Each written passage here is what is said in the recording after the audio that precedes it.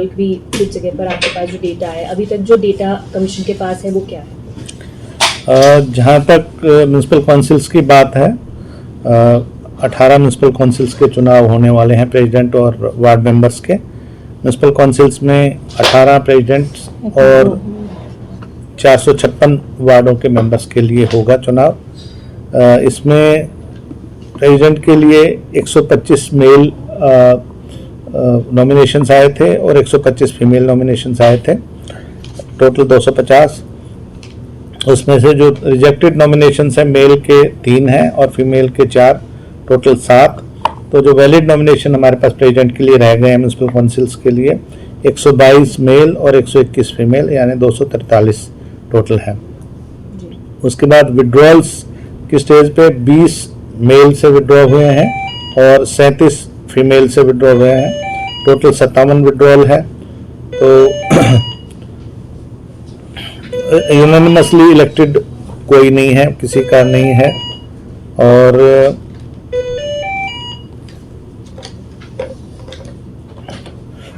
Sorry, तो सभी सीटों के लिए प्रेसिडेंट के लिए कैंडिडेट्स दे आर इन फ्रे कॉन्टेस्ट में है। जो अब फाइनली विड्रॉल की फिगर्स अभी सभी डिस्ट्रिक्ट से नहीं आई है मेरे पास, लेकिन जो अभी तक विड्रॉल को मिला के 102 मेल और 84 फीमेल मेरे पास अभी फिगर है। ये फिगर थोड़ा और कम हो सकती है जब और बाकी जिलों से आएगी नॉमिनेशन। तो यानी टोटल 186 कैंडिडेट्स की मेरे पास फिगर है जो प्रेसिडेंट के लिए इलेक्ट होने मतलब कंटेस्ट कर रहे हैं। और इसमें से बीजेपी के 13 जगहों पे हैं, आपके 18 जगहों पे हैं, आईएनएलडी के 15 जगहों पे हैं, बीएसपी के 10 जगहों पे, एलएसपी के 4 और जेजेपी के 4। जी सर, तो कौन सी पार्टीज हैं जो सिंबल पे कंटेस्ट कर रही हैं? भारतीय जनता पार्टी, आम आदमी party, Indian national Lokdal, Bahujan Samaj party, एक शायद ये लोक शक्ति पार्टी है, एलएसपी, मुझे फुल फॉर्म अभी पूरा ध्यान नहीं है, और एक जननायक जनता पार्टी, ये सिंबल पे लड़ रही है। कांग्रेस पार्टी सिंबल पे नहीं चुनाव लड़ रही है। जी सर, जिस प्रकार से अनअपोज की बात की जाती है, वो कितने कैंडिडेट्स हैं टोटल हरियाणा में जो अभी तक आपके पास फिगर्स आ चुके हैं अनअपोज? प्रेसिडेंट का तो म्यूनसिपल काउंसिल्स में कोई नहीं है अनअपोज्ड। जो वार्ड मेंबर्स हैं वो मेरे पास 456 में से 8 पुरुष और 7 महिला, यानी 15 अनअपोज्ड की फिगर अभी है मेरे पास। तो इनको बिना इलेक्शन के इनको विनर का सर्टिफिकेट इनको रिजल्ट वाले दिन इनको दे दिया जाएगा। तो बाकी जो वार्ड हैं 456 में से 441 उनमें चुनाव होंगे।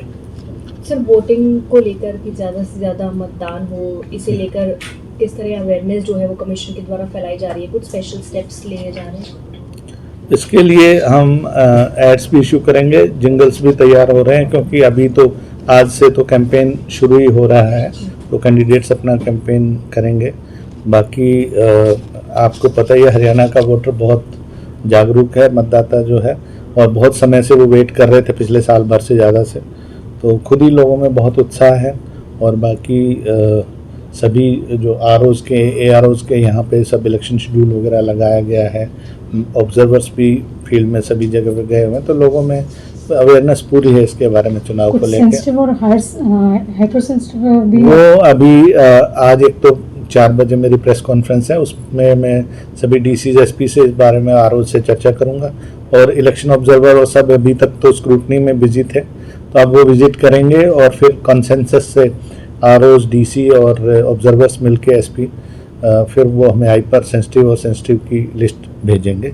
उसमें थोड़ा समय लगेगा क्योंकि सभी बूथ्स को विजिट करना है, उनकी लॉ एंड ऑर्डर की सिचुएशन असेस करनी है, पास्ट में कोई इंसिडेंट वगैरह अगर ऐसा कोई हुआ है तो उसको भी ध्यान में रख के तब ये सूची तैयार होगी।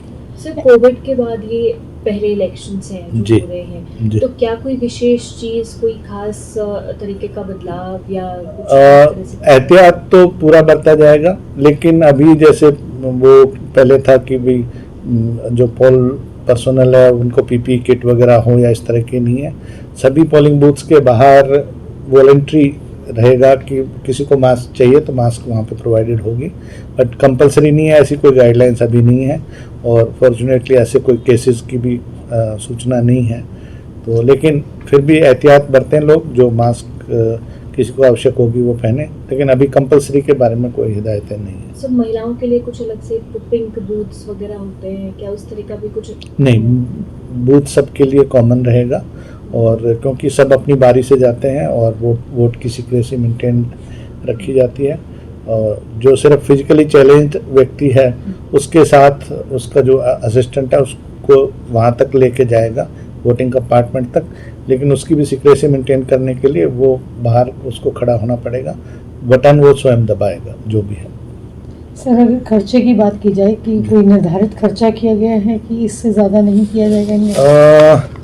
खर्चों की तो हमने जो ब्रीफिंग के टाइम पे मैंने इंफॉर्मेशन शेयर की थी तो मैं अलग से आपको उपलब्ध करा दूंगा, अभी राइटली तो मुझे नहीं याद है उसका, लेकिन पिछली बार से हमने थोड़ा सा महंगाई और सब चीज़ों को देखते हुए हमने इसकी खर्चे की सीमा बढ़ाई है। तो मैं आपको president, municipal committee, ward members और इन सब के लिए क्या क्या हमने लिमिट रखी गई है वो अलग से मैं आपको प्रोवाइड कर सकता हूँ। तो काउंसिल्स के साथ साथ 28 म्युनिसिपल कमेटियों के भी चुनाव 19 जून को ही होंगे, जिसमें 432 वार्ड हैं और 28 पोस्ट प्रेसिडेंट की रहेंगी।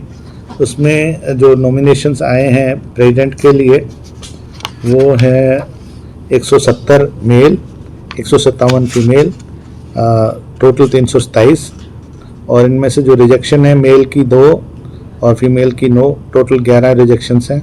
इन सब के बाद वैलिड नॉमिनेशन जो हैं मेल के 168 और फीमेल के 148, टोटल 316 प्रेसिडेंट जो 28 पोस्टों के लिए रहेंगे कंटेस्ट में। यहाँ मैं ये बताना भी उचित समझता हूँ कि जो फीमेल की रिप्रेजेंटेशन रिजर्वेशन है वो 33% है, 1/3 है, लेकिन उसके अलावा भी बाकी जो अनरिजर्व्ड सीटें हैं उन पर चुनाव लड़ने पे महिलाओं के लिए कोई बार नहीं है। और जो एससी विमेन है उनकी प्रोराटा हॉरिजॉन्टल रिजर्वेशन है, जैसे जो 20% है उसमें से 1/3 फीमेल की रिजर्वेशन भी रहेगी।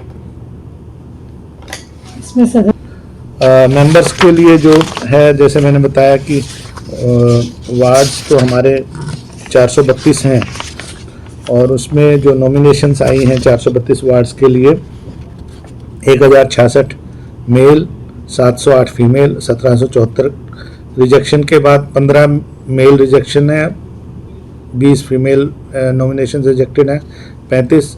तो जो वैलिड नॉमिनेशंस जो हैं 1051 मेल, 688 फीमेल, 1739 टोटल। तो ये 432 वार्ड के अगेंस्ट जो वैलिड नॉमिनेशंस आई हैं 1739।